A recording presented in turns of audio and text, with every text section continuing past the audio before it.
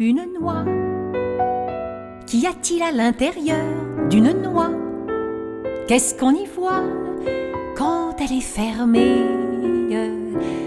On y voit la nuit en rond et les plaines et les monts, des rivières et des vallons. On y voit toute une armée de...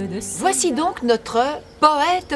Alors si on le dit vite, ça fait klaxon, poète. Mais si on le dit plus lentement, ça donne quelque chose de plus poétique, de plus profond. Poète. C'est une musardise, une balade en compagnie des muses qui nous conduisent aux auteurs et aux poètes qui ne se prennent pas au sérieux. Ce sont des chocs d'adolescence aussi, de poésie et de musique. Et Une noix, ce fut un choc poétique surréaliste. Actuellement, mon immeuble est sans dessus-dessous. Tous les locataires du dessous voudraient habiter au-dessus. Tout cela parce que le locataire qui est au-dessus est allé raconter par en dessous que l'air que l'on respire à l'étage au-dessus était meilleur que celui qu'on respire à l'étage en dessous. Alors, le locataire qui est en dessous a tendance à envier celui qui est au-dessus et à mépriser celui qui est en dessous. Moi, je suis au-dessus de ça. Oh, Raymond DeVos, un poète du réel, du surréel, parce qu'un poète n'est pas éthéré, c'est parce qu'il est dans la réalité qu'il peut mieux s'en échapper. Ma journée est épouvantable, elle met en branle mon palpitant, mon développement durable s'oppose à mon primo-accédant. Dedans mon conseiller des grâces, j'y vois la communication de mon image dans la glace, salie par trop de confusion.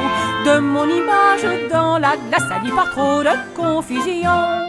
Cette chanson snob contient plein d'expressions lourdes et absconses, et aussi des expressions venant de Molière, des précieuses ridicules de 1659. Et bien toutes ces expressions, avec Marc Goldfeder, on en a fait une chanson. Agressif! Moi, monsieur, si j'avais un tel nez, faudrait sur le champ que je me l'amputasse.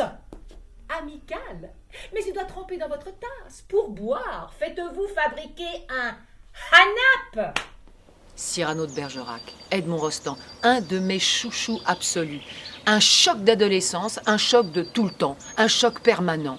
Jonglerie du vocabulaire, humour, esprit, richesse, tout ce qu'on aime. Autrefois quand j'étais marmot, j'avais la phobie des gros mots.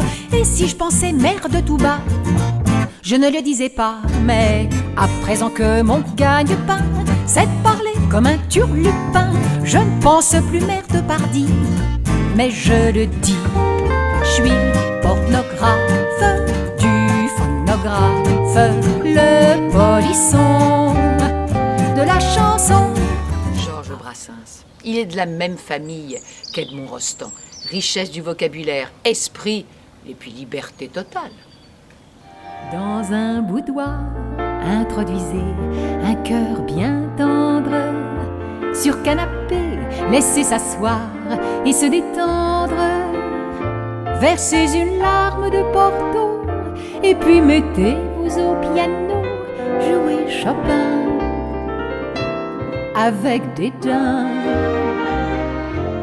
C'est une chanson de Serge Gainsbourg, ravissante, délicieuse, avec plein de sous-entendus culinaires et amoureux sur l'art d'aimer et l'art d'aimer.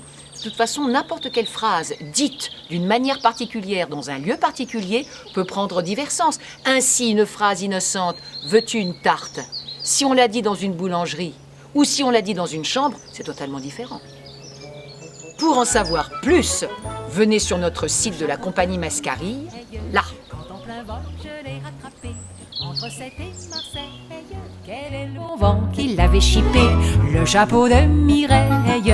Quand en plein vol, je l'ai rattrapé entre Sète et Marseille. Quel joli vent l'avait chippé. C'est pas de Zéphyr, n'aurait pu suffire. C'est pas lui non plus, là qui l'on joufflue. C'est pas pour autant l'autant, non, mais c'est le plus fort et le plus magistral de la bande à Éole. En un mot, le Mistral, il me l'a fait connaître aussi. Dorénavant, je ne moue plus mon blé qu'à des moulins à vent.